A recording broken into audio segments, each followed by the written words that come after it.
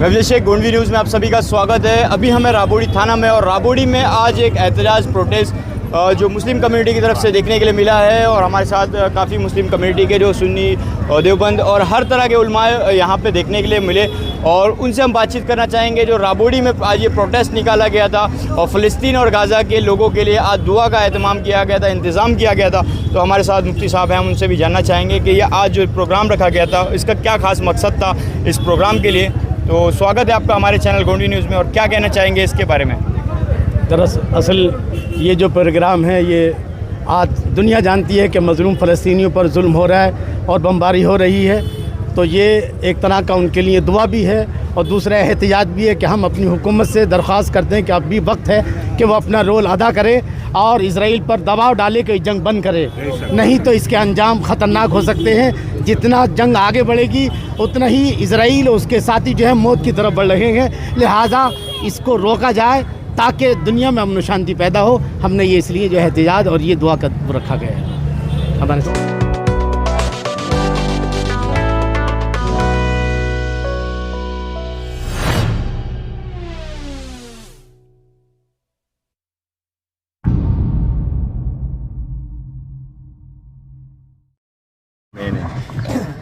मोहतरम हाज़रीन, उलमा इकराम, दीगर तमाम सामीन, अस्सलामु अलैकुम रहमतुल्लाहि व बरकातुहू। अल्हम्दुलिल्लाह रब्बिल आलमीन वस्सलातु वस्सलामु अला सय्यिदिल मुरसलीन, अम्मा बाद, फ़अऊज़ु बिल्लाहि मिनश शैतानिर रजीम, बिस्मिल्लाहिर रहमानिर रहीम। लक़द काना लकुम फ़ी रसूलिल्लाहि उस्वतुन हसना व क़ाला रसूलुल्लाहि सल्लल्लाहु तआला अलैहि वसल्लम फ़ातू कुल्ल ज़ी हक़्क़िन हक़्क़ह। सदक़ल्लाहुल अज़ीम। एक बार दुरूद शरीफ पढ़ें। अल्लाहुम्मा सल्लि अला सय्यिदिना मौलाना मुहम्मद व बारिक वसल्लिम। सलातो सलाम अलैका या रसूलल्लाह। अज़ीज़ान गिरामी, मैं आप तमाम हज़रात का, मेरे सामने बहुत सारे मुअज़्ज़ज़ चेहरे हैं उलमाए किराम के भी और राबड़ी की बड़ी मुअज़्ज़ज़ शख्सियात। ये 2 दिन में तैयारी की गई थी, इसलिए किसी को भी हमने दावतनामा नहीं दिया सिवाय मस्जिद के ट्रस्टियान को। लिहाजा जिन लोगों को दावतनामे नहीं पहुँचे तो मैं उनसे माज़रत ख़्वाह हूँ, क्योंकि कहीं भी किसी को दावतनामा सिवाय आइम्मा उलमा और मसाजिद के ट्रस्टियान के, लेकिन आप तशरीफ़ लाए। मैं तमाम लोगों का तहे दिल से शुक्रगुज़ार हूँ। अल्लाह ताला हम सब की हाज़िरी को कबूल फ़रमाए। अज़ीज़ान गिरामी, आज हम दुआ के लिए जमा हैं और आपने अब तक बहुत सारे उलमाए किराम और दीगर जो है समाजी खिदमत गुज़ार हज़रात के आपने बयान समात फ़रमाए। रब तबारक व तआला ने कुरान मजीद में हम सब के लिए जिनकी ज़ात मुबारक को नमूना बनाया है वो हुज़ूर सल्लल्लाहु तआला अलैहि वसल्लम की ज़ात है। लक़द काना लकुम फ़ी रसूलिल्लाहि उस्वतुन हसना। अल्लाह फरमाता है कि तुम्हारे लिए नबी की ज़िंदगी में बेहतरीन नमूना है। एक मौके पर अल्लाह के रसूल सल्लल्लाहु तआला अलैहि वसल्लम ने इरशाद फरमाया कि जंग कब होती है, अमन व शांति भंग कब होती है। पूरी इंसानी तारीख़ को आप सामने रखें और ये हदीस सामने रखें कि शांति कब आती है और जंग कब होती है। मुल्क में या घर में या महल्ले में या समाज में या माशरे में कब शांति भंग होगी और कब अमन आएगा।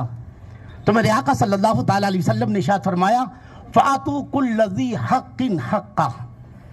आपने फरमाया अगर घर में शांति चाहते हो, अगर महल्ले में शांति चाहते हो, समाज में शांति चाहते हो, माशरे में शांति चाहते हो, शहर में शांति चाहते हो या मुल्क में शांति चाहते हो, तो बेहतरीन फार्मूला ये कि हर हक वाले को उसका हक दिया जाए।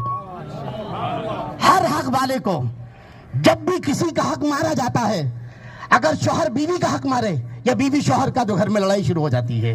या अगर एक पड़ोसी दूसरे पड़ोसी का हक मारता है तो फिर पड़ोसी में जो है लड़ाई शुरू हो जाती है। बहरहाल, तो अगर दुनिया में अमन और शांति चाहिए तो मेरे आका सल्लल्लाहु तआला अलैहि वसल्लम ने फरमाया हर हक वाले को हक दिया जाए। मेरे दोस्तों, आज की जो जंग है आपने बहुत कुछ सुन लिया है।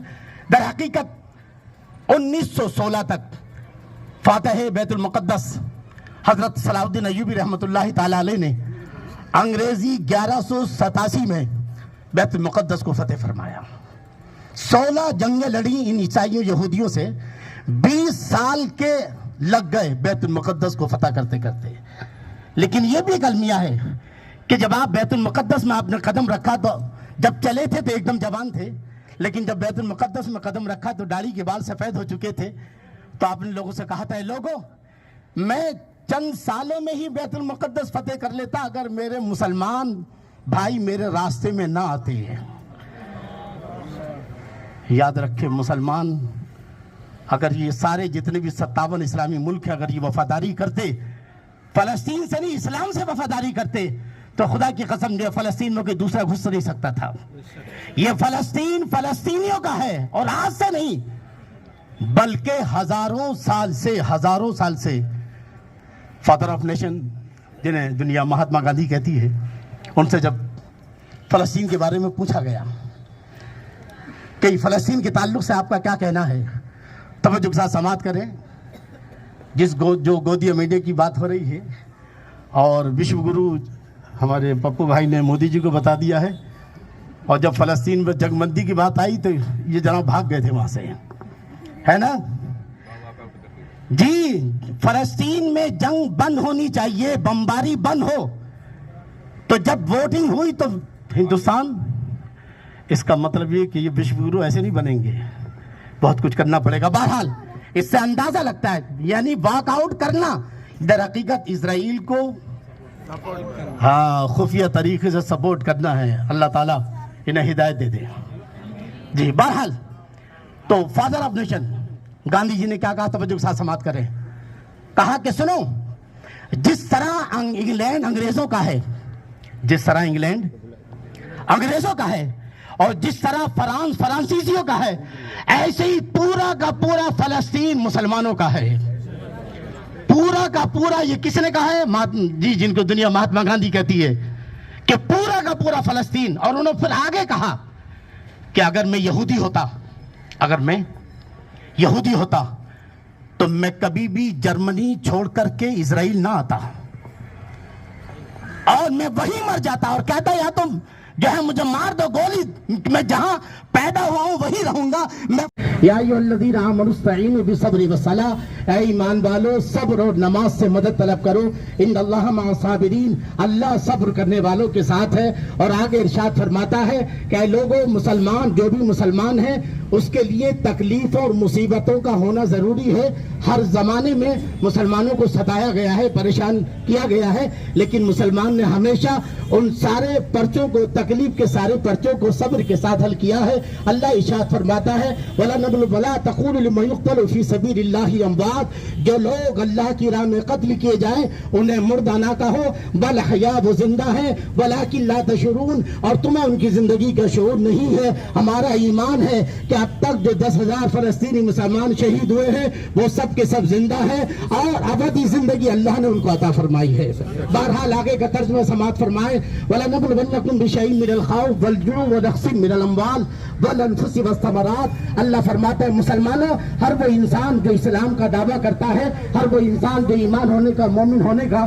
दावा करता है, हर वो इंसान जो जन्नत में जाने की तमन्ना रखता है, अल्लाह इरशाद फरमाता है, ऐ ईमान वालों, वला नबलुवन्नकुम बिशैइन मिनल खौफ, हम तुम्हें जरूर बेजरूर आजमाएंगे किसी ताकत का खौफ देकर। कोई ताकत तुम्हें दहशत ज़दा करने की कोशिश करेगी। अंदाजा लगाइए कि अब तक 25 दिनों में जो वर्ल्ड का सबसे बड़ा दहशतगर्द इजराइल, उसने जो बमबारी की है, उसकी सबसे बड़ी कोशिश ये थी कि मुसलमान, फलस्तीनी मुसलमानों को जो है दहशत ज़दा कर दिया जाए ताकि ये फलस्तीन खाली कर दे और फलस्तीन पर मुकम्मल उसका कब्जा हो जाए। लेकिन अल्लाह इरशाद फरमाता है कि मोमिन तो पहले ही से तैयार रहता है, हम खौफ का पर्चा देंगे, यानी जो इस खौफ, दुनिया उन्हें दहशत ज़दा करने की कोशिश करेगी, दुनिया उन पर खौफ तारी करेगी अपनी ताकत का, अपने जुल्म का, अपने जो है और मजालिम का। लेकिन मुसलमान वो होगा जो किसी से खौफ ज़दा नहीं होता है। क्यों हो? इसलिए कि जिस दिल में खुदा का खौफ होता है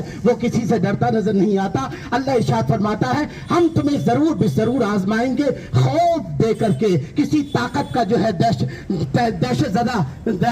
गर्दी का जो है खौफ आएगा। लेकिन ईमान वाले, हम आजमाएंगे कि उस वक्त कौन इस्लाम पर डटा रहता है और कौन इस्लाम से हटता है। अल्लाह इरशाद फरमाता है, वलजू, और दूसरा पर्चा जो होगा जो आजमाने का वो होगा भूख और प्यास। आपने देखा कि किस तरह से मुसलमान, फलस्तीनी मुसलमानों पर राशन बंद किया गया, पानी पानी बंद किया गई, लाइट बंद की गई, यानी भूख और प्यास के मरहले से भी फलस्तीनी मुसलमान गुजर चुका है। और अब तक अभी तक भी जो है फलस्तीनी मुसलमान अपने मकसद से हटा नहीं है, अब तक जो है डटा हुआ है, इसलिए कि ईमान उनको जो है डटाए रखा हुआ है। कुरान की तालीमात जो है आगे अल्लाह इरशाद फरमाता है, वलनबलुवन्नकुम बिशैइन मिनल खौफ वल जू व नक्सिन मिनल अम्वाल वल अनफुस व समरात, यानी हम तुम्हारी जान में कमी करेंगे, तुम्हारे माल में कमी करेंगे और तुम्हारी खेती बाड़ी में। तो गोया के फलस्तीनी मुसलमान तो सब कुछ खो चुके हैं, जाहिरी तौर से उनकी जो है घर तबाह हो चुके हैं, उनके खानदान शहीद हो चुके हैं। यानी गोया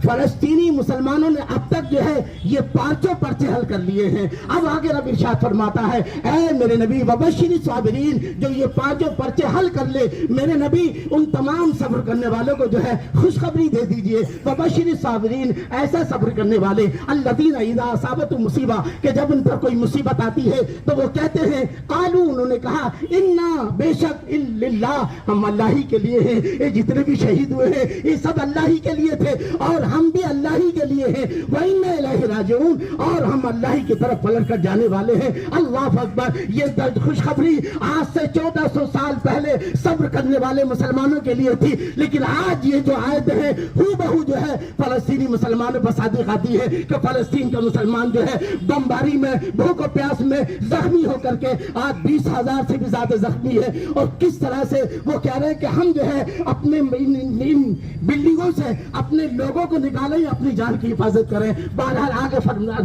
तवज्जो के साथ समाप्त करें। आगे रब इरशाद फरमाता है, इन क्या उलाइका अलैहिम सलवातुम मिन रब्बिहिम व रहमा, कि जो इन पर्चों को सब्र के साथ हल करते हैं और सब्र के वक्त कहते हैं, इन्ना लिल्लाहि व इन्ना इलैहि राजिऊन, हम अल्लाह ही के लिए हैं, अल्लाह ही की तरफ पलट कर जाने वाले हैं। ऐसे मुसलमानों पर अल्लाह फरमाता है उन्हीं पर रहमतों की बारिश होती है, उन्हीं पर जो है अल्लाह की तरफ से रहमतों की और अल्लाह की मेहरबानियों की बारिश होती है। वह उलाइका हुमुल मुहतदून, और अल्लाह फरमाता है जो सब्र के वक्त जो है ईमान पर डटे रहते हैं, ऐसे ही लोग हिदायत पर हैं। ऐसे ही लोगों को जो है अल्लाह की तरफ से हिदायत याफ्ता होने का तमगा हासिल है। वह शहीद फलस्तीनी मुसलमान जहां वो दुआ के मुस्तहिक है, अल्लाह की तरफ से उनके लिए खुशखबरी है कि उन पर रब की रहमतें इंशाअल्लाह नाजिल होने वाली है और यही लोग हिदायत याफ्ता हैं। ये कुरान की आयत का तर्जुमा था। अब मैं जो है इस सिलसिले की दो कड़ी दूसरी मैं जनाब जो है एक मरतबा दर्द पाक पढ़ लीजिए।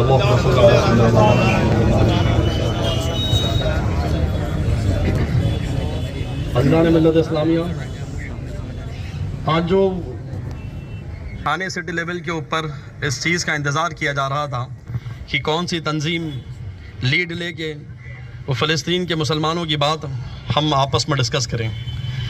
यहाँ पर खड़े हुए नौजवान काफ़ी हैं और मैं इस चीज़ को देखता हूँ कि आज सोशल नेटवर्क के ऊपर कोई भी पीछे नहीं है।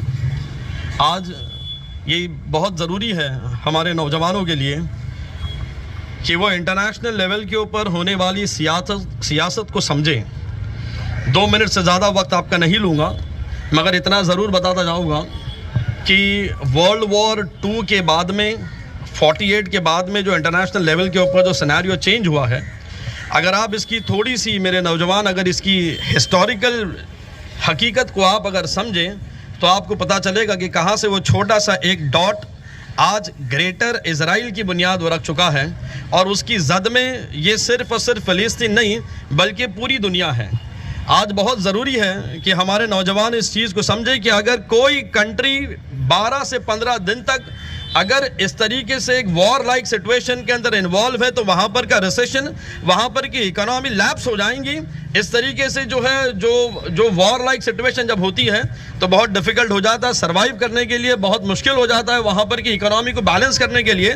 मगर आप देखिए कि 7 अक्टूबर से लेकर के आज तक ये जिस तरीके से वहाँ पर जो आर्म्स एंड एम्यूनिशन का पहुँचना और वहाँ पर जो है एक बड़ी जंग बोल करके गरीबों को सताना, वहाँ पर के 79 लोगों के ऊपर कौन सा ऐसा बॉम्ब है जो नहीं पुटअप किया गया, ये सभी चीज़ हम सोशल मीडिया के ऊपर देख रहे हैं। मेरी नौजवानों से गुजारिश है कि अपनी बात को अभी इंटेलेक्चुअल टॉक पे ले जाएं।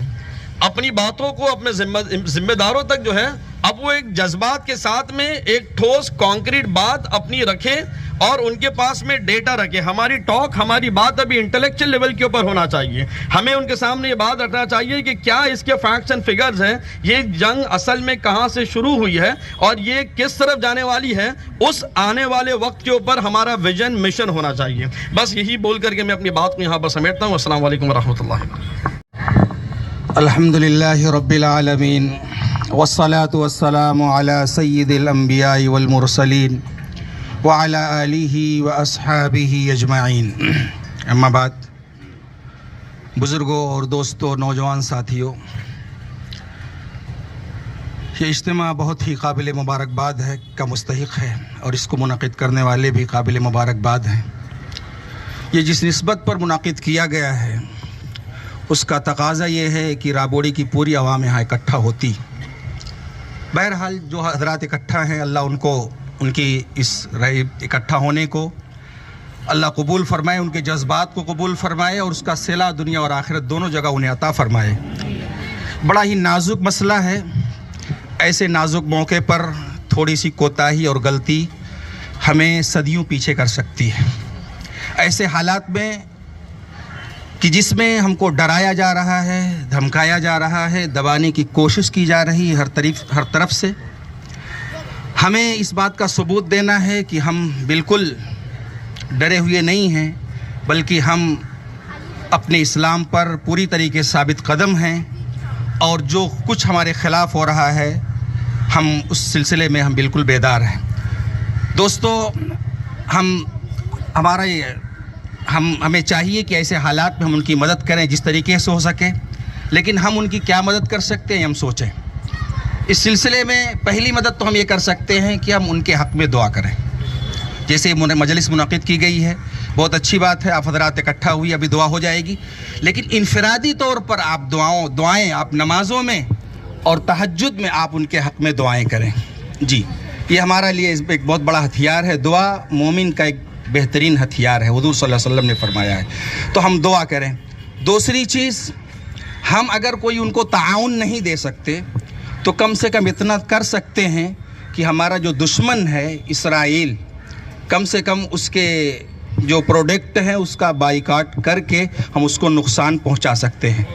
जी, ये अगर हम उसका बाइकाट नहीं करते हैं तो आप समझ लें कि हम उनको ताउन दे रहे हैं। याद रखें, थोड़ी देर के लिए हमें जज्बात में बैठ कर इकट्ठा हो जाते हैं और बात कर लेते हैं और बात ख़त्म हो जाती है, लेकिन सवाल यह है कि हमने अभी तक इसराइल के प्रोडक्ट के सिलसिले में हमने अब तक क्या किया।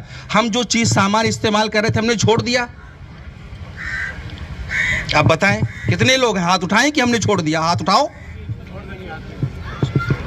आप कदम उठाएं कि आप उसका खुद आप और जो भी आपके मिलने वाले हों आप उनसे कहें कि हम उनके हर प्रोडक्ट का बाइकाट करेंगे और आइंदा के लिए, हमेशा के लिए। वो हमारा अज़ली दुश्मन है यहूद। मुसलमानों का सबसे बड़ा दुश्मन यहूद है, यहूदी हैं। लिहाजा हम उनकी किसी भी चीज़, कोई ऐसी चीज़, ऐसा काम नहीं करेंगे जिसकी वजह से उनको किसी भी तरीके का ताउन मिलता हो। तीसरी बात हमें ये करनी है कि आज हम सकलन सूरतन और अपने मुआशरत से और अपने मामलात से बिल्कुल यहूदियों के तर्ज पर चल रहे हैं। यहूदी हैं या नहीं हैं? आप देखें, हम अपने मामलात में वो जिस तरीके से हमको सबक पढ़ाते हैं वही काम करते हैं, ऐसे मुआशरत भी उन्हीं की तरह हमारी होती है।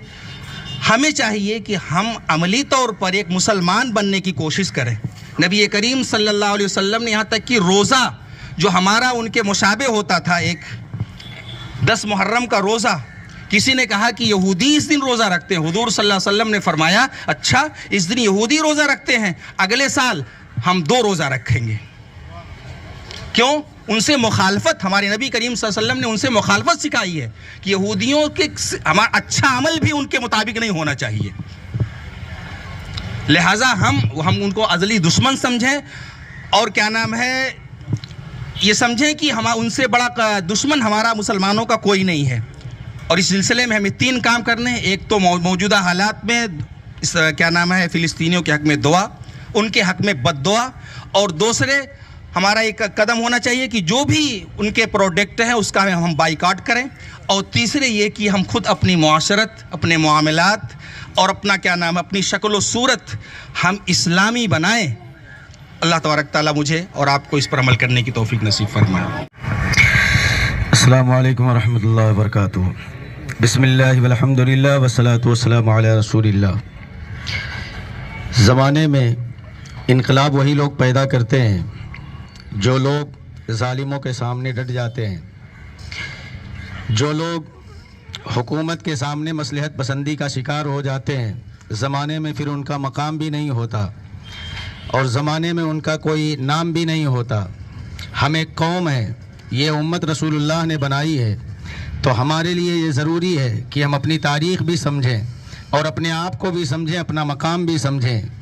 तातारियों ने जब बगदाद पे हमला किया था, 4 मुजाहिदीन को पकड़ा और पकड़ने के बाद उन्होंने कहा था कि चलो इनका सर कलम कर देते हैं। एक को पकड़ा, दूसरा आ गया, उसने कहा मुझे मारो, दूसरे ने कहा, दूसरे को मारने लगे, तीसरा आ गया, तीसरे को मारने लगे, चौथा आ गया। तो उस तातारी हुक्मरान ने एक सवाल किया था जो हमारे लिए आज जानना ज़रूरी है। उसने कहा था क्या तुम एक बाप की औलाद हो? उन्होंने कहा नहीं है। कहा कि तुम एक ख़ानदान के फ़र्द हो? उन्होंने कहा नहीं है। कहा कि फिर तुम एक दूसरे पर जान कुर्बान करने पर क्यों तैयार हो? तो उन्होंने कहा था हम इसलिए तैयार हैं कि ना हमें ख़ानदान ने जोड़ा है, ना हमारे खून ने जोड़ा है, ना हमारे बाप ने हमको जोड़ा है, हमें जोड़ा है रसूलुल्लाह सल्लल्लाहु अलैहि वसल्लम ने। और एक भाई बना करके बताया कि भाई का दर्द का एहसास दूसरे को होना चाहिए। ये जो एहसास है अगर हम में पैदा हो गया तो ये समझिए कि हमारा ईमान और हमारा जिंदा है। और अगर ये एहसास पैदा ना हुआ तो फिर हम जिंदा रह करके भी मुर्दा हैं। वो फ़लस्तीनी बच्चा जिसने मरते वक्त कहा था कि हम तो मर करके शहादत के दर्जे पर फायज हो चुके हैं और अल्लाह ने हमें हयात ज़िंदगी अता फरमाई है, लेकिन तुम अपनी फिक्र करो कि तुम जिंदा हो या नहीं हो। हम अपनी जिंदगी का एहसास अगर अपनी कौम को दिलाते रहेंगे और ये कौम बेदार रहेगी तो फिर कोई जालिम जुल्म करने की हिम्मत भी नहीं करेगा और कोई सोचेगा भी नहीं। आज जिस माहौल में हम जी रहे हैं वो माहौल में एक तो वो तबका है जो बेबस है, जैसे हम जिस हिंदुस्तान में रह रहे हैं हम बेबसी की जिंदगी गुजार रहे हैं, लेकिन वो जो लोग पावर में हैं, जो हुक्मरान रखते हैं और जो हुक्मरानी की दहलीज पर हैं और उनके पास पावर भी है, ताकत भी है, फौज भी है, लेकिन अफसोस इस बात का है कि हम तो बेबस हैं, लेकिन जिसके पास पावर है वो बेहिस लोग हैं। तो होना ये चाहिए कि हम बेबसी का शिकार हैं तो हमें भी कोई ना कोई कदम उठाना चाहिए, लेकिन जो लोग बेहिसी के शिकार हैं उन्हें भी एहसास होना चाहिए कि तारीख में जब तुम्हारा नाम आएगा तो यही लिखा जाएगा कि ये वो लोग थे जो जिन लोगों ने मुसलमानों की और उम्मत मुस्लिमा की हिम्मत अफजाई नहीं की और उन पर जब जुल्म हो रहा था ये खामोशी के साथ तमाशबीन होकर के नाच गानों की महफिलें सजा करके बैठे हुए थे और इस्लामी ममलकत का नाम लेकर के पूरी उम्मत के लिए एक दाग बने थे। ये क़यामत तक तारीख में लिखा जाएगा। और अगर आज हम किसी से फरियाद कर सकते हैं तो फिर फरियाद करें, या रसूल अल्लाह तुझसे फरियाद है ऐ गुंबद खजरा वाले, काबे वाले को सताते हैं कलीसा वाले, वमा अलैना इल्लल बलाग। अस्सलामु अलैकुम।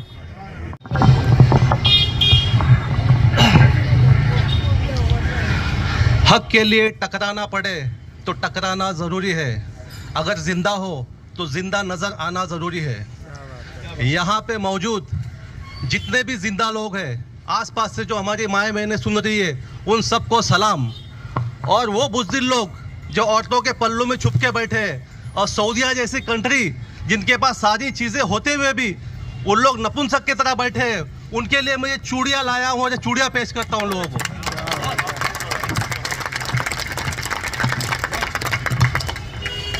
मैं बहुत खुशकिस्मत हूँ और हम लोग भी सब खुशकिस्मत है कि हम लोग ने हिंदुस्तान की सरजमीन में जन्म लिया है और हम लोग तहे दिल से इस धरती से मोहब्बत करते हैं। और हमारे बाप दादाओं ने यहाँ पे, हमारे पुरखों ने अपने जान की कुर्बानियाँ दी, अपने माल की कुर्बानियाँ दी।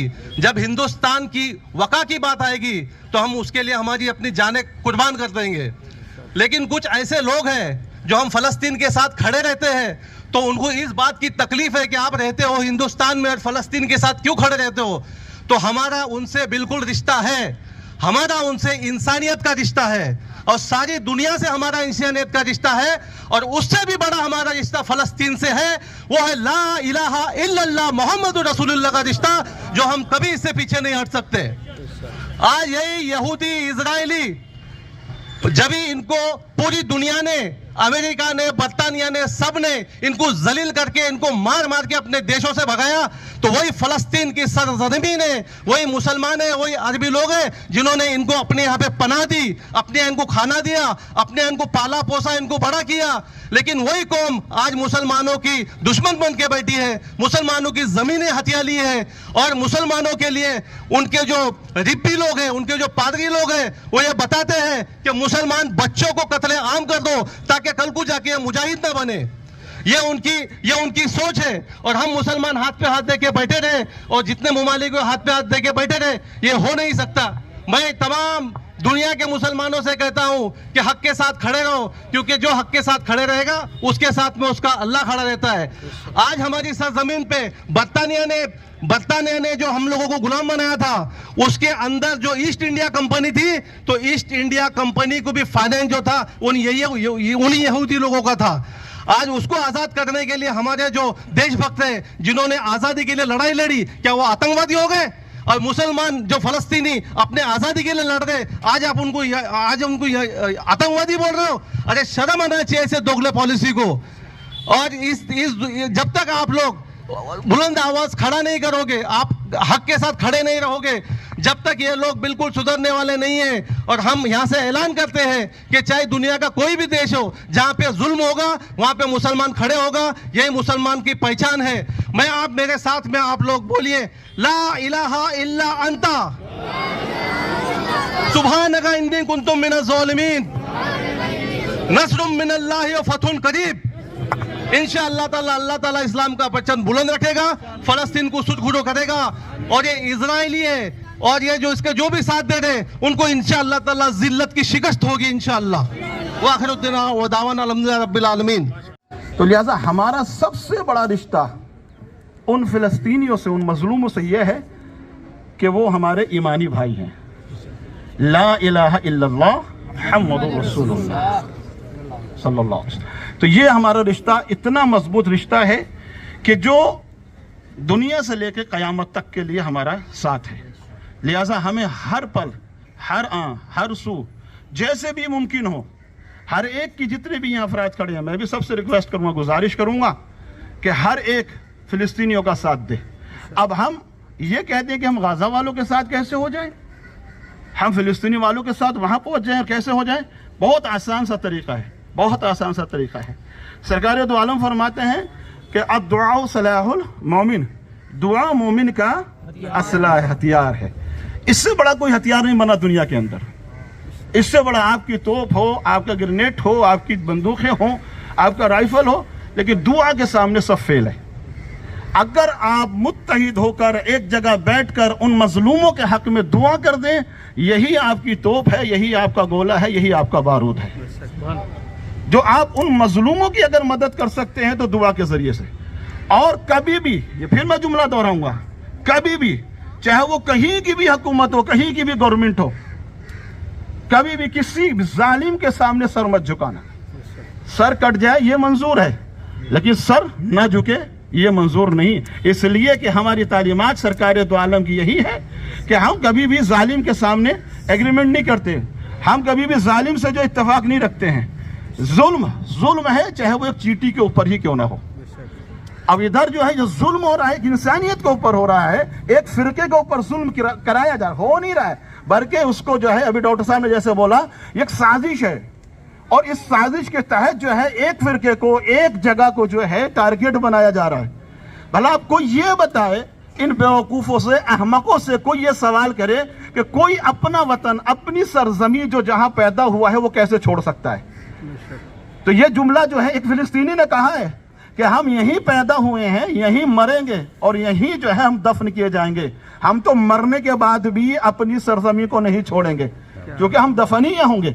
तो लिहाजा मेरी गुजारिश है, आज जितने भी ममालिक हैं, अभी जो डॉक्टर साहब ने कहा, आज जितने भी ममालिक, खासकर अरब ममालिक, अपने मुंह में सब लड्डू लिए बैठे हैं। अगर जरा सा हिलाएंगे तो वो लड्डू फूट जाएगा। शर्म आती है कहते हुए कसम खुदा की कि वो मुसलमान है। शर्म आती है ये कहते हुए कि वो हमारे ईमानी भाई हैं। शर्म आती है कसम खुदा की कि वो वहां से जो है इस्लाम फॉलो किया जाता है, वहां से जो है इस्लाम की जो है बागडोर है। शर्म आती कहते हुए कि तुम सब के सब बातिल के सामने झुक गए, सब ने बातिल से एग्रीमेंट कर लिया और तुमने उस मजलूमों को जो है निहत्था छोड़ दिया, उन मजलूमों को तुमने राह में छोड़ दिया। अगर कोई अपने वतन के लिए लड़ रहा है तो ये टेररिस्ट नहीं होता है, बल्कि अपने वतन के लिए, अपने हकूक के लिए लड़ना मुजाहिद कहलाता है, टेररिस्ट नहीं कहलाता है। अगर कोई अपनी वतन की सरजमी के लिए लड़ रहा हो तो उसे आप टेररिस्ट कैसे कह सकते हैं? आज गोदी मीडिया चीख चीख के हिजबुल्लाह टेररिस्ट है, हफ्तुशाबे टेररिस्ट है, हुती टेररिस्ट है, और साहब ये गाजा वाले टेररिस्ट हैं, और उनको मुजाहिद लग रहे हैं इजराइल वाले। इस गोदी मीडिया को टेररिस्ट नहीं लग रहे, वो उनको लग रहे हैं मुजाहिद, और जो अपने हक के लिए बेचारे मजलूम लड़ रहे हैं। अगर अपने हक के लिए लड़ना या अपने वतन की सरजमी के लिए लड़ना टेररिस्ट कहलाता है, तो फिर हिंदुस्तान का मुझे एक मुजाहिद बता दो फिर कि जो टेररिस्ट ना हो, कि जिसने अपने वतन के लिए ना, फिर तो महात्मा गांधी सबसे बड़ा टेररिस्ट होगा। माफी चाहता हूं, है महात्मा गांधी जी ने अपने वतन के लिए लड़े या नहीं लड़े? अंग्रेजों से लड़े या नहीं लड़े? अपने वतन को अंग्रेजों से पाक कराया नहीं कराया? है तो फिर महात्मा गांधी क्या हुए? ये गोदी मीडिया से मेरा सवाल है, क्या हुए महात्मा गांधी? आप अगर ये उनको अपने जो वतन के लिए लड़ रहे हैं, सरजमी के लिए लड़ रहे हैं, तो उनको आप टेररिस्ट कह रहे हो? खबरदार। बस मैं अपनी बात को यही तमाम करते हुए मैं आप सबसे गुजारिश करूंगा कि जितने भी प्रोडक्ट हैं इजराइल के, आप उन सबका बाइकाट करिए, सबका बाइकाट करिए। मैंने अपनी जमात में भी बोला है, हर जुमे में बोल रहा हूं, और अल्हम्दुलिल्लाह मेरी जमात वालों ने बाइकाट किया, और इंशाअल्लाह आपके यहां भी बाइकाट हुआ होगा। मजीद गुजारिश करूंगा नौजवानों से कि जितने भी, इसलिए कि इक्तिसादी तौर पर हम उसको चोट तो पहुंचा सकते हैं, तो लिहाजा जरूरी है जितने भी प्रोजेक्ट हैं उसको आप बाइकाट करें, और फिलिस्तीन के मजलूमों के लिए अपनी खास दुआओं में हर वक्त उन मजलूमों को याद रखें। यह हमारी शरई जिम्मेदारी, यह हमारी इंसानी जिम्मेदारी, ईमानी जिम्मेदारी, अखलाकी जिम्मेदारी बनती है कि हम अपने ईमानी भाई को अपनी दुआओं में याद रखें बस। और कभी भी जुल्म के सामने सर ना झुकाना, चाहे सर कट जाए। इसलिए कि हमें करबला ने सिर्फ रोना नहीं सिखाया है, हमें करबला ने सिर्फ सीना कूटना नहीं सिखाया है, बल्कि इमाम हुसैन की शहादत ने हमें यह भी दर्श दिया है कि हजारों और लाखों के सामने खड़े होकर हुसैन ने सर कटाना तो तस्लीम किया, लेकिन सर झुकाना तस्लीम नहीं किया। नवासे रसूल ने यह हमें कयामत तक दर्श दिया है, और यह उनका दर्श हम हमेशा याद रखेंगे। अल्लाह के रसूल ने भी हमें दर्श दिया, और नवासे रसूल भी हमें कयामत तक दर्श देकर गए हैं। लिहाजा गुजारिश है आप सभी से, वक्त बहुत कम है और हर फिरके के, हर मसलक के जो है उलमा तशरीफ़ फरमाएं। बस मैं अपनी बात को यहीं पर इख्तिताम करता हूं और आपसे गुजारिश करूंगा कि हत्तल इम्कान कोशिश करें आप फ़िलिस्तीन के मज़लूमों को याद रखें, खासकर अपनी दुआओं में याद रखें। व आखिर दावाना व अल्हम्दुलिल्लाहि रब्बिल आलमीन। अस्सलामु अलैकुम वरहमतुल्लाहि वबरकातुहू। हम बिरयानियों में नुक्स निकालते रह गए, बिरयानियों में नुक्स निकालते रह गए, वो सूखी रोटी खाकर भी शुक्र खुदा करते रहे। सुभान अल्लाह, क्या बात। आइए नारे तकबीर। आइए मेरे अजीज साथियों, सबसे पहले तो मैं हमारे राबोडी पुलिस स्टेशन के तमाम डिपार्टमेंट्स के और सीनियर SPI का शुक्रिया अदा करता हूँ कि जिन्होंने हमारी इस एहसास को समझा, हमारे जज्बात को समझा, और जिन्होंने हमें ये प्रोग्राम करने की परमिशन दिया। मैं इस प्रोग्राम की नौइयत के ताल्लुक से, क्योंकि किसी भी इंसानियत के लिए सबसे ज़रूरी है कि अगर किसी जुल्म व बरबियत के ख़िलाफ़, किसी इंसानियत के लिए ज़रूरी है कि इंसान का इंसान होना ज़रूरी है। मैं फ़िलिस्तीन के अंदर, गाज़ा के अंदर जो हादसात रोनुमा हो रहे हैं, मैं उन नेशनल ज्योग्राफिक चैनल के हमदर्द, उस एनिमल प्लैनेट के हमदर्द सो कॉल्ड लोगों से पूछना चाहता हूं कि वो कहां है कि जब एक जानवर को तकलीफ हो जाए तो आप कैमरा लेकर के दौड़ते हो, और फिलिस्तीन के अंदर 3,500 से ज्यादा बच्चे शहीद कर दिए गए, उनकी नस्ल कत्ल कर दी गई, तो उस वक्त आप लोग कहां पर हो? मेरे अजीज साथियों, आज अगर हमास ने इजराइल के ऊपर हमला किया, तो आपको क्या लगता है कि हमास इतना पागल है? क्या उसे नहीं लगता कि मेरे सामने ऐसा कौन सा सुपीरियर पावर मौजूद है, कौन सी ऐसी कंट्री मौजूद है, उसने क्यों किया?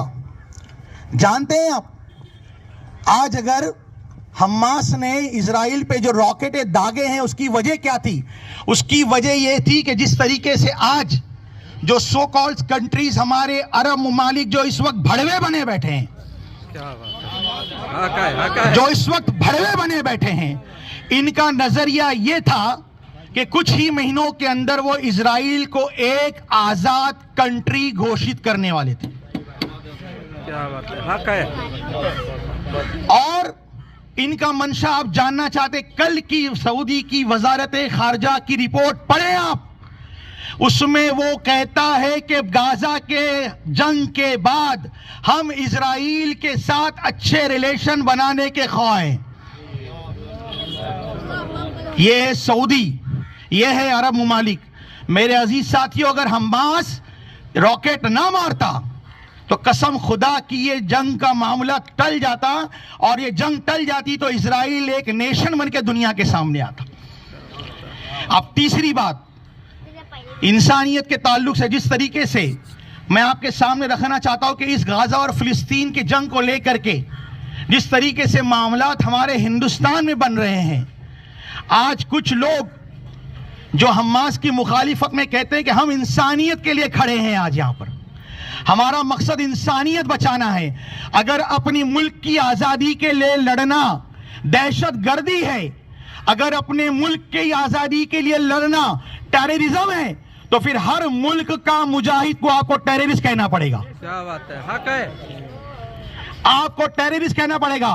दर हकीकत में ये मेंटालिटी वो सो कॉल्ड पब्लिक, जब जिलियांवाला बाग में जनरल डायर ने उन निहत्ते हिंदुस्तानियों पे जब गोली चलाई और उसका जवाब हमारे हिंदुस्तान के मुजाहिद सुखदेव, भगत सिंह और अशफाकुल्ला ने जवाब दिया था, तो यही सो कॉल्ड लोग थे जिन्होंने इंग्लिस्तान की रानी को लेटर लिख करके कहा था कि हमें दुख है कि आपके जनरल को, डायर को मार दिया गया। अरे मेरे अजीज साथियों, ये वो मेंटालिटी के लोग जो आज फिलिस्तीन के ताल्लुक से जो जुमले कह रहे हैं, कल की इलेक्शन की सभा में हमारे इस मुल्क का एक जिम्मेदार मुख्यमंत्री कहता है कि देखो इजराइल के अंदर, देखो फिलिस्तीन के अंदर किस तरीके से तालिबानी सोच को वहां पर पे मारा जा रहा है, उनका कत्ल किया जा रहा है। मैं पूछना चाहता हूं कि अगर वो तालिबानी सोच रखते हैं तो हमारी इंडिया की डिप्लोमेसी पॉलिसी तालिबान के साथ, जो कि तालिबान स्टेट जो गवर्नमेंट जिसको यूनाइटेड नेशन ने आज तक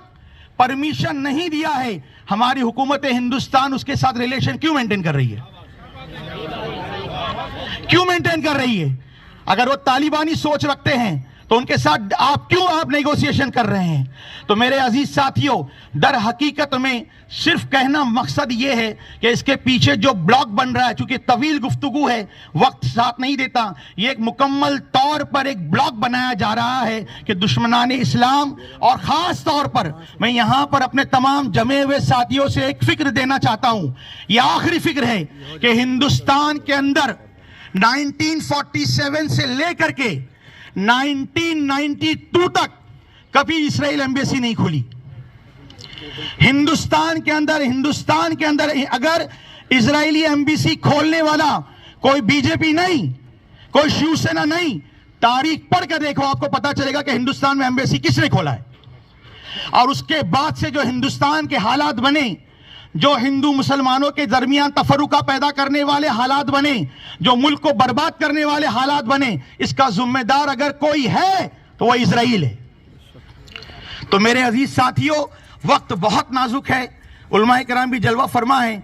हमको चाहिए कि हम जिस तरीके से भी हो सके फिलिस्तीन के ताल्लुक से और उनके गाजा के जो मुसलमान जो बच्चे हैं और इंसानियत के ताल्लुक से यहाँ पे जमा होकर उनके हक में दुआ फरमाएं। अल्लाह ताला कहने से ज्यादा हम सबको उस पर अमल करने की तौफीक अता फरमाएं। अस्सलाम वालेकुम। माइक पर हजरत मौलाना जुल्फिकार साहब, खतीब व इमाम सुन्नी सर्कल मस्जिद।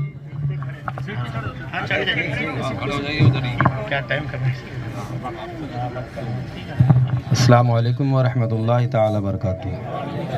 नहमदुहु व नुसल्ली अला रसूलिहिल करीम, अम्मा बाद। अऊज़ु बिल्लाहि मिनश शैतानिर रजीम, बिस्मिल्लाहिर रहमानिर रहीम। सुब्हानल्लज़ी असरा बिअब्दिही लैलन मिनल मस्जिदिल हराम इलल मस्जिदिल अक़सा सदक़ल्लाहु मौलाना अल-क़दीर व सदक़ रसूलुहु रशीदुन नज़ीर वल्हम्दुलिल्लाहि रब्बिल आलमीन आमीन या रब्बल आलमीन। हज़रात, आप तमामी हज़रात जो यहाँ इकट्ठा हुए हैं, मुझसे पेशतर उलमाए किराम की आपने गुफ्तगू समाअत फरमाई, मगर मैं ये कहना चाहता हूँ कि जिनको इतना हमदर्दी है ईसाइयों से और यहूदियों से, उनसे मैं ये गुजारिश करना चाहता हूँ कि वो अपने मुल्क में उनको जगह दे दें और उनको अपने लिए ही जगह दे करके उनको अपने मुल्क में बसा लें, वही उनके लिए काफ़ी होगा। क्योंकि वो मुल्क मुसलमानों का है और वहाँ फ़िलिस्तीन लोगों का है, लिहाजा वहाँ अगर कोई लड़ रहा है या अपनी जान की कुर्बानियाँ दे रहा है तो अपने वतन की हिफाजत के लिए वो अपनी जान की कुर्बानी दे रहा है। अगर इतनी हमदर्दी अगर किसी को है तो मैं उनसे बरजस्ता यही कहूँगा कि वो अपने मुल्क में यहूदियों को बुला करके वो जगह दे दें, फिर उनके बाद उनका मालूम होगा कि ये कितने हमदर्द हैं। लिहाजा मैं इसी तमाम बातों को रख करके आपसे रुखसत होता हूँ। मैं दुआ करता हूँ मौला ताला उन तमाम मज़लूम फ़िलिस्तीनियों पर अपना रहम फरमाए और करम की बारिशें अता फरमाए और उनके बाजुओं में क़ुव्वत हैदरी अता फरमाए और उन्हें गैब से मदद अता फरमाए। वाखिरु दावाना अल्हम्दुलिल्लाह। इसके बाद मैं गुजारिश करूंगा जनाब अमजद बरकाती।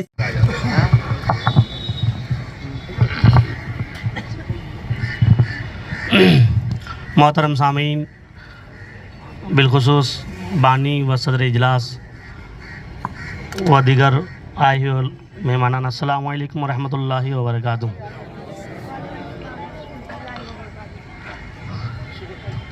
हज़रात, आज का ये प्रोग्राम फ़िलिस्तीन के मज़लूम मुसलमानों के लिए इज्तिमाई दुआ और ज़ालिम इसराइल के ख़िलाफ़ अपने इज़हार ख़याल को पेश करने के लिए मुनक़िद किया गया है। मुख्तलिफ़ मुक़र्रिरीन की ज़बानी आपने वहाँ के हालात समाअत किए और इस सिलसिले में एक सदारती खुतबा हज़रत अल्लामा मुफ्ती शरीफ साहब का भी आपको समाअत करना है, जो इख्तितामी और सदारती खुतबा होगा। हज़रात देखिए, सबसे पहली बात यह है कि ये फ़िलिस्तीन के मुसलमान इज़राइलों के ख़िलाफ़ जो इस तरीके से लड़ रहे हैं और क़ुरबानियाँ पेश कर रहे हैं, वजह क्या है आपने मुख्तलिफ़ लोगों की ज़बानी समाअत की है। 1917 में हिटलर ने 60 लाख यहूदियों को कत्ल किया था, तो उस वक्त पूरी दुनिया उन्हें जालिम कह रही थी। तो उन्होंने एक तारीख़ी जुमला कहा था कि मैं 90% यहूदियों को तो मार दिया, 10% को छोड़ दिया, ये बताने के लिए कि इनके करतूतों को देख करके आने वाले वक्त पर लोग मेरे बारे में फ़ैसला करेंगे और उनके लिए करना आसान हो जाएगा कि मैंने इनके साथ सही किया या गलत किया। आज नतीजा लोगों के सामने है कि इज़राइलों ने क्या सलूक किया, इनकी हरकतें क्या है। देखिए, आज हम यहाँ पे जमा हुए हैं, अल्लाह तबारक व तआला ने हर इंसान के अंदर फितरी तौर पर ये बात वदियत की है और ये सलाहियत रखी है और ये चीज़ अल्लाह ने रखी हर इंसान के अंदर कि इंसान फितरी तौर पर मज़लूमों का हामी होता है, जालिमों का मुखालिफ होता है। आज हम उसी फितरी सलाहियत को लेकर के हम जमा हुए हैं कि यकीनन फ़िलिस्तीन ये मज़लूम है और इज़राइल ये जालिम है। क्यों? इसलिए कि जब बरतानियों ने यहाँ ला कर के जब इसका कोई पुरसाने हाल नहीं था, तो उस वक्त ये हामी और मददगार बनकर फ़िलिस्तीन ही इन इज़राइलों के साथ खड़े हुए, इनको रहने सहने और खुर्दनोश का इन्होंने इंतज़ाम किया और इनके लिए रिहाइश का भी इंतज़ाम किया।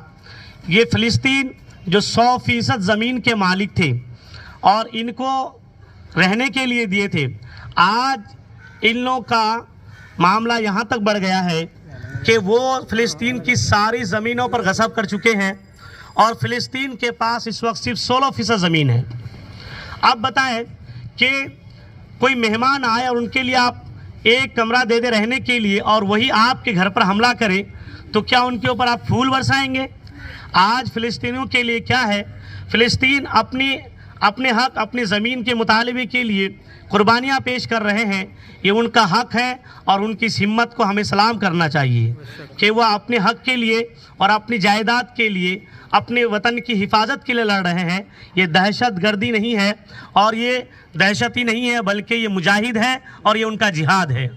जिस तरीके से अंग्रेज़ बरतानी हुकूमत का तसल्लुत यहाँ पे था, उनके ख़िलाफ़ हिंदुस्तान के तमाम बाशिंदों ने लड़ के अपने मुल्क की हिफाजत की थी और उन अंग्रेज़ों से अपने मुल्क को आज़ाद करवाया था। अगर वो लोग उस वक्त जिहाद नहीं करते और इज्तिमाई तौर पर इस तरह से नहीं लड़ते तो आज हमारा मुल्क भी अंग्रेज़ों का ग़ुलाम नज़र आता। तो आप बताएं, वो हमारे मुजाहिदीन जिनके लिए आज हम अक़ीदतों का नजराना पेश करते हैं, तो आज अगर ये ना लड़ेंगे तो आने वाली नस्लें इनके लिए अक़ीदत के नजराने नहीं बल्कि इनके ऊपर शब्बो शतम और लान तान करेंगे।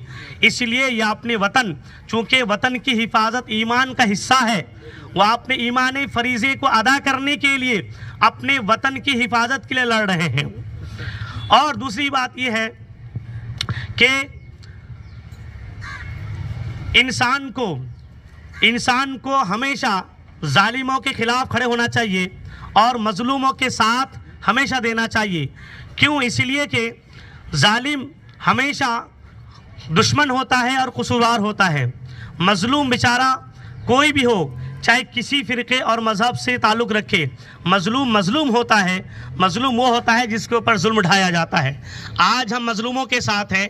अब वहाँ से यहाँ हमारा क्या रिश्ता है? तो देखिए, ये दो रिश्ता है। एक बहैसियत इंसान कोई भी हो, अगर कोई मजलूम है, किसी के ऊपर जुल्म हो रहा है, तो हर इंसान के दिलों में उनके लिए रहम आना चाहिए। तो बहैसियत इंसान हमारे अंदर रहम आना चाहिए। और दूसरी बात, हमारा उनसे ईमानी रिश्ता है। अल्लाह के रसूल सल्लल्लाहु अलैहि वसल्लम की हदीस का मफ़हूम ये है कि ईमान के 3 दर्जे हैं। अगर कोई गुनाह गलत काम हो रहा हो तो आप उसको हाथ से रोको, अगर इस्तिताअत नहीं है तो ज़बान से उसको बुरा कहो, और अगर इसकी भी इस्तिताअत नहीं है तो कम से कम दिल से बुरा जानो। आज हम वहाँ जाके लड़ तो नहीं सकते हैं, मगर हमारे आईने हिंद के मुताबिक जो हमें इख्तियारात दिए गए हैं कि हम उन इख्तियारात के मुताबिक आज उनके ख़िलाफ़ आवाज़ तो बुलंद कर सकते हैं। और दूसरी बात, जो हमारा खुद इख्तियार है कि उसके प्रोडक्ट से हम अपने आप को बचा सकते हैं, ये हर इंसान इनफिरादी तौर पर कर तो सकता है। देखिए, आप ये ना सोचें कि हमारे एक स्प्राइट और कोको कोला ना पीने से क्या होगा, पूरी दुनिया तो उसके प्रोडक्ट का इस्तेमाल करती है। देखिए, ये आपकी हमारी सोच है। अल्लाह तबारक व ताला की बारगाह में किसी भी काम की कमियत नहीं देखी जाती, उसकी कैफियत देखी जाती है। क्वांटिटी नहीं देखी जाती, क्वालिटी देखी जाती है। हज़रत इब्राहीम अलैहिस्सलाम की आग जो दहकाई गई थी, नमरूद ने दहकाई थी, लगवाई थी, उस आग को भड़काने के लिए छिपकली ने फूंक मारी थी, हालांकि उसकी फूंक से कुछ होने वाला नहीं था, और मेंढक ने पानी के बूंद डाला था। अल्लाह तबारक व ताला को उसका अमल इस कदर पसंद आया कि मेंढक की चर्बी में वो ताकत दी है अल्लाह ने कि कोई आग उसे जला नहीं सकती है, और छिपकली को मारना सवाब है।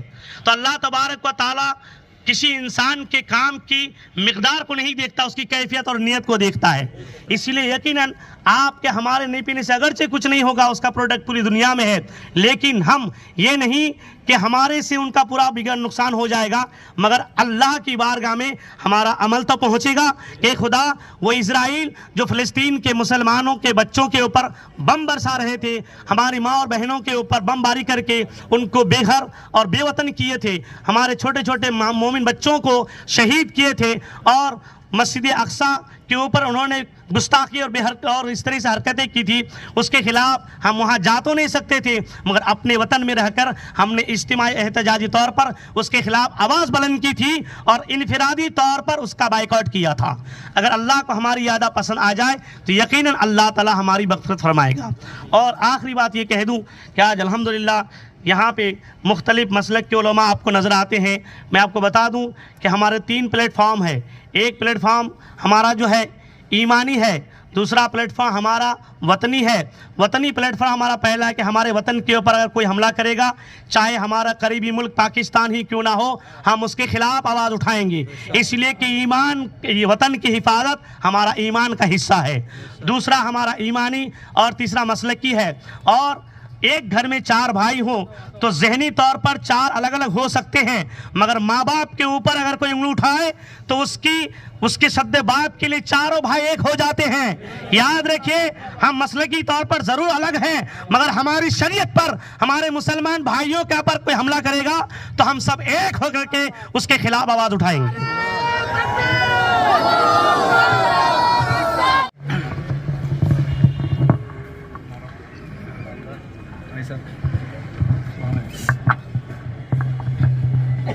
अस्सलाम वालेकुम रहमतुल्लाहि व बरकातुहू। जब से ये जंग शुरू हुई, ये गोदी मीडिया और तमाम लोग, और यहाँ पे भी कोई सियासी लोग, कोई राजकारणीय लोग ये सवाल हमेशा उठाते हैं, रायाला भारतामध्ये आणि तिकडची कशाला तुम्ही बोलता। तो उनको मैं हिंदी में एक जवाब दूंगा। लब पर हक की बात का जज्बा कल भी था और आज भी है, बैतुल मुकद्दस से मेरा रिश्ता कल भी था और आज भी है। और सुन गुस्ताख जालिम इस्राइल,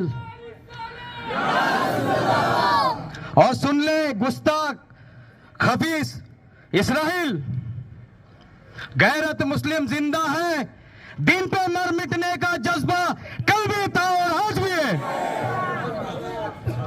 एक से बढ़कर एक जलील, एक से बढ़कर एक जलील, अमेरिका और इस्राइल सैकड़ों साल से हमारी जमीन पर लिए पनाह, हमने ही इनके सर पे हाथ सहलाए। सैकड़ों साल से हमारी जमीन पे दी हमने इनको पनाह, आए थे भिखारियों के तरह हाथ फैलाए। आज गोली भी हमें को मारते हो, बम भी हमें को मारते हो, और जालिम भी हमें को ठहराए। और जो है हमारे देश का गोदी मीडिया, वहां जाकर के कबाट में, कोई गाड़ी में, रास्ते पे इस तरह से कैमरा बता रहा है कि जैसा बहुत उधर पे शूट आउट हो रहा है, और हम इतने सेंसिटिव माहौल में ये बता रहे हैं। अरे भाई, नरसंहार हो रहा है बच्चों का, बुजुर्गों का, जवानों का, फिर बोलते हैं कि खामोश बैठना, कुछ नहीं बोलना। भैया, हमारे मोमिनों के लिए सबसे बड़ा हथियार है वो दुआओं का हथियार है, जो हमारे उलमाए कराम फरमाते हैं और जो हमारा शरई रहीज़ा है। और हम सिर्फ ये बात नहीं है कि आज यहाँ का ये प्रोटेस्ट करके खामोश हो जा रहे, अगर जल्द से जल्द ये युद्ध विराम नहीं रुका, जल्द से जल्द अगर ये लड़ाई खत्म नहीं हुई, तो इंशाअल्लाह ताला इतनी ताकत रखते हैं कि हम दिल्ली इजराइल एम्बेसी के सामने भी ऐसा बड़ा प्रोटेस्ट कर सकते हैं। इंशाअल्लाह करेंगे ना? इंशाअल्लाह। कौन कौन तैयार है? वहां तो नहीं जा सकते। मैं हमारे विश्व गुरु मोदी जी से एक इल्तिजा करना चाहता हूं कि मोदी जी, आप विश्व गुरु हैं, एक तो ये जंग को विराम लगा दो, थमा दो, या तो फिर हमें मेहरबानी करके बोलो कि जाओ आप उन लोगों की मदद करो, उनकी हिफाजत करो। सबसे पहला जाने वाला इंशाअल्लाह अमजद बरकाती होगा और मेरे साथ आपसे चलेंगे इंशाअल्लाह। तो यहाँ पर बहुत सारे हमारे नौजवान साथी, और ये क्या भाई कुछ मामला नहीं हो रहा, कुछ नहीं कर सकते भाई, दुआ के अलावा कुछ नहीं कर सकते। देख रहे रातों दिन पानी पीने जा रहे, वहां पर बम गिरा रहे, दवा खाने पे बम गिरा रहे। लेकिन ये बात याद रखो, अल्लाह हमारे साथ है। शहीद कभी मरता नहीं, शहीद जिंदा होता है। और जो इन मजलूमों पे जो जुल्म कर रहे हैं, उनका भी हिसाब होगा इंशाअल्लाह ताला, अल्लाह उनका हिसाब करेगा। बेशक ये लोग जहन्नुम के कुत्ते बनेंगे इंशाअल्लाह। मैं साथ ही साथ शुक्रिया अदा करता हूं मेरे राबोडी पुलिस स्टेशन के जोन 1 साहब, डीसीपी साहब का और मेरे गोपनीय विभाग का, कि हमारे को परमिशन में कोई तकलीफ नहीं आई। खाली ये बोला गया कि बस कोई गलत घोषणाबाजी है, जो भी है, हम बोले सर पालन करेंगे। हमारे दिल के छाले तो कहीं और फोड़ना है, यहाँ हम क्या करेंगे? हमारे दिल के छाले तो कोई और फोड़ना है। जितना अच्छा मेरे भारत का कॉन्स्टिट्यूशन और संविधान है, उतनी ही बुरी ये मेरे देश की गोदी मीडिया है, उतनी ही बुरी। अरे हम बोल रहे हैं कि हमारा देश भी ऐसी कभी कब्जेदारी में था, हम बोल रहे हैं कि हमारा देश भी ऐसी कभी कब्जेदारी में था। शहीद भगत सिंह, सुखदेव, अशफाकुल्ला खान, अबुल कलाम आज़ाद साहब, तमाम हिंदू मुस्लिम सिख ईसाई ने मिलकर के जंग आज़ादी की जंग लड़ी। अरे खुदा का शुक्र है गोदी मीडिया उस वक्त नहीं थी, नहीं तो इनको भी आतंकवादी ठहरा देती। ये अल्लाह का शुक्र है कि इस जनरेशन में उस जनरेशन में नहीं थी। साहेब माझा कॅमेरा चांगला करा बघा का। आणि मी इस्रायलसाठी एकच सांगतो का आतीला माती असतात, आतीला माती, आतीला ये इसका एटीट्यूड, इसका घमंड, इसका गुरूर। और जमीनी स्ट्राइक का हम सुनते तो जमीनी स्ट्राइक की तो उसको ताकत नहीं है लड़ने की, वो मजलूमों को ऊपर से मार रहा है।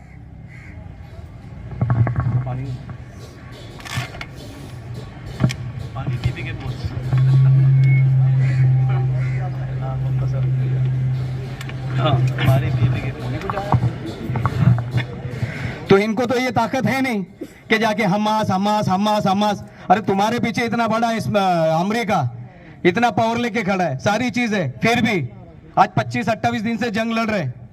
जाओ है तो 1 to 1 का मुकाबला करो ना, कौन मना करता है। ये छोटे छोटे मासूम बच्चों को हॉस्पिटल पे बम डाल रहे, पानी के टाकिया पे बम डाल रहे, घर पे रातों को औरतों मर्द सो रहे हैं, फैमिली सो रही है, सुबह उठ के बेचारे जनाजे मिल रहे। अरे फिर भी अल्हम्दुलिल्लाह उनका जज्बा है। ऐसा लगता है ना कि वो मरने रहे, मरे हुए हम लोग हैं, जिंदा तो वो लोग हैं, जिंदा वो लोग हैं। वहां की औरतें, हम जब सुनते हैं सोशल मीडिया पे कोई ईमानदारी वाला नेटवर्क आता है तो सुनते हैं कि हम रात को हिजाब पहन के सो जाते हैं ताकि कल सुबह बम गिरे और हमारी लाशें मिले तो बेपर्दा ना हो। देखो क्या जज्बा है। और हो गए बच्चा हाथ में है, एक बच्चा ऑफ हुआ, बोलता है अल्लाह ने दिया था, अल्लाह ने लिया, अल्लाह और देगा इंशाल्लाह। अरे यही जज्बा तो ईमान है। अल्हम्दुलिल्लाह, अल्हम्दुलिल्लाह। माइक मेरे लिए भी कम का टाइम है, नहीं तो असर मगरिब हो जाएगी। बाद में कारी साहब को भी आपको सुनना है, दुआ भी है।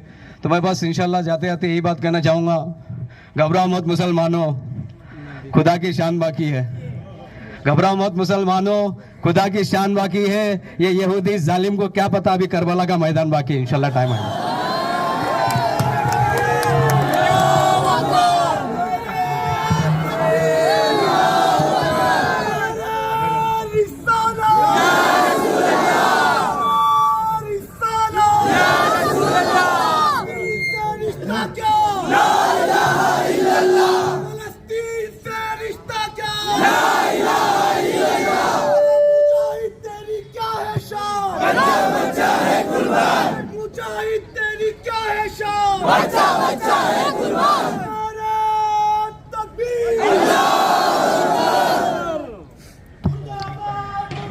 परवरदिगार, बेशक तेरी तरफ से शहादत एक बहुत बड़ा इनाम है और उन पर रहमतें की बारिश, उनके लिए बशारतें हैं। लेकिन एक पाक परवरदिगार, इस तरह से जालिमों को हंसने का मौका मिल रहा है।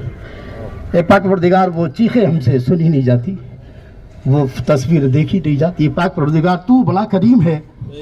तूने तो तेरे नबी के हदीस है, अल्लाह के रसूल सल्लल्लाहु अलैहि वसल्लम इरशाद फरमाते हैं, एक माँ अपने बच्चे से जितना प्यार करती है, अल्लाह ताला हज़ार माओं से बढ़कर अपने बंदे से प्यार करता है।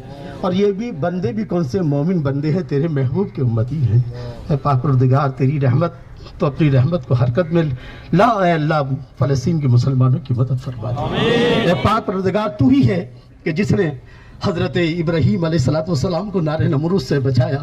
पाक परवरदिगार, तू इस जालिम इज़राइल के जुल्म से फ़लस्तीनी गाज़ा के मुसलमानों की हिफाजत फरमा। पाक परवरदिगार, तू ही है कि जिसने हज़रत मूसा अलैहिस्सलाम के लिए, उनकी कौम के लिए समंदर में रास्ते दिए। अल्लाह ताला फ़लस्तीन और गाज़ा के मुसलमानों की फ़तह और उनकी पर जो है मुसीबतों के ख़त्म होने के रास्ते पैदा फरमा दे। पाक परवरदिगार, तू ही जिसने हज़रत यूसुफ अलैहिस्सलाम को बहिफाजत जो है कुएं से निकाला। एक पाक परवरदिगार, इस वक्त गाज़ा एक कुआं बन चुका है। इन जालिमों ने इतना जुल्म किया, अल्लाह ताला गाज़ा के मुसलमानों को उस कुएं से निकाल दे। अल्लाह गाज़ा के मुसलमानों पर अपना रहम करम फरमा दे। ए पाक परवरदिगार, बेशक तेरी हर चीज़ में हिकमत है, हम जाहिल, हम तेरी हिकमतों को नहीं जान सकते। लेकिन ए पाक परवरदिगार, दुनिया जो है बज़ाहिर मुसलमानों के ईमान पर उस पर शक करती है। मेरे मौला ए पाक परवरदिगार, तो मुसलमानों को जो है ईमान, यकीन और मुस्तहकम की दौलत अता फरमा दे। ए पाक परवरदिगार, इस जंग को बंद फरमा दे। ए मौला, जालिम इज़राइल को जो है नेस्त नाबूद फरमा दे। ए मौला, जालिम इज़राइल पर जो है आसमान से अल्लाह अबाबील का कोई लश्कर भेज कर इसको हमेशा के लिए तहे तहत फरमा दे। ए पाक परवरदिगार, फ़लस्तीन के मुसलमानों पर रहम करम फरमा दे। ए मौला पाक परवरदिगार, तू बड़ा करीब है, बड़ा रहीब है, हर तरफ से दुआ हो रही है मेरे मौला। ये जालिम ताकतवर है और जुल्म कर रहा है मौला, तू खास करम फरमाकर इन तमाम मुस्लिम बादशाहों को जो चूड़ियाँ पहनकर बैठे हैं, अल्लाह इन्हें चूड़ियाँ उतार कर मुत्तहिद होकर के फ़लस्तीन की हिफाजत की तौफीक अता फरमा दे। या अल्लाह मुस्लिम बादशाहों को एक और नेक बना दे, या अल्लाह मुस्लिम बादशाहों को एक और नेक बना दे। ए पाक परदिगार, तूने हज़रत यूनुस अलैहिस्सलाम की मछली के पेट में हिफाजत फरमाई है मौला, तो फ़लस्तीन गाज़ा के मुसलमानों की हिफाजत फरमा। ए अल्लाह हमारी गुनाह आलूद ज़बानों को न दे के अल्लाह हम कितने ही गुनाहगार है, लेकिन एक दो निस्बतें हमारे पास है। एक तो ये कि तू हमारा खुदाए वहदहू ला शरीक है, ये निस्बत है, हमने तेरे अलावा इस ज़मीन पर किसी को खुदा नहीं माना है। ए अल्लाह, उसी मुनासबत को, उसी निस्बत को तेरी बारगाह में रख रहे हैं अल्लाह, तो मुसलमानों की, फ़लस्तीन के मुसलमानों की मदद फरमा दे। और दूसरा ये कि हमने तेरे मोहम्मद सल्लल्लाहु ताला अलैहि वसल्लम को अपना नबी और रसूल माना है, रहबर माना है मेरे मौला पाक परदिगार, इसी निस्बत का वास्ता तेरी बारगाह में देते हैं। फ़लस्तीनी मुसलमानों पर रहम करम फरमा दे पाक परदिगार, फ़लस्तीनी मुसलमानों पर रहम करम फरमा दे। ए अल्लाह, उनका क्या हो रहा होगा जिनके पूरे के पूरे ख़ानदान ने दुनिया से जा चुके हैं, अल्लाह उन्हें सब्र अता फरमा दे। ए अल्लाह, जो ज़ख्मी है अल्लाह उन्हें इलाज और मुआवजे के लिए अल्लाह दवा और असबाब पैदा फरमा दे। ए अल्लाह, जो बेघर हुए हैं अल्लाह उन्हें घर अता फरमा दे। ए पाक परवरदिगार, तू बड़ा करीम है, तेरी शान तो है कुन फयकून, तू कहता हो जा तो हो जाती है। ए अल्लाह, तू इस लफ्ज़ कुन फयकून का सदका अता फरमा दे। अल्लाह, मज़लूम फ़लस्तीन के मुसलमानों की मदद फरमा, इसराइल को नेस्त व नाबूद फरमा, इसराइल को नेस्त व नाबूद फरमा। अल्लाह, तमाम दुनिया में जहाँ जहाँ मुसलमान है अल्लाह उन सब की हिफाजत फरमा। हमारे देश भारत की हिफाजत फरमा। अल्लाह, हमारे देश में हमने सुकून अता फरमा। और जो है गोदी मीडिया जिस तरह से जो है उछाल रही है अल्लाह, इन जितने भी पागल हैं इन पागलों को हटाकर अच्छे लोगों को गोदी मीडिया में पहुंचा दे, ताकि वो सही तरह से लोगों के जुल्म को समझ सके और मजलूम के दर्द को समझ सके। ये अल्लाह, हमें मजलूमों का साथ देने की तौफीक अता फरमा। ये अल्लाह, हमें फ़लस्तीन के मुसलमानों के लिए दिन और रात दुआ करने की तौफीक अता फरमा। अल्लाह, ईमान पे खात्मा नसीब फरमा। जितने भी हजरात यहाँ आए हैं इन सब की हाजिरी को कबूल फरमाकर ईमान पे हम सब का खात्मा नसीब फरमा। अल्लाह तबारक व तआला फी शान हबीबिल करीम, इन्नल्लाह व मलाइकतहु युसल्लूना अलन नबी या अय्युहल्लज़ीना आमनू सल्लू अलैहि व सल्लिमू तस्लीमा।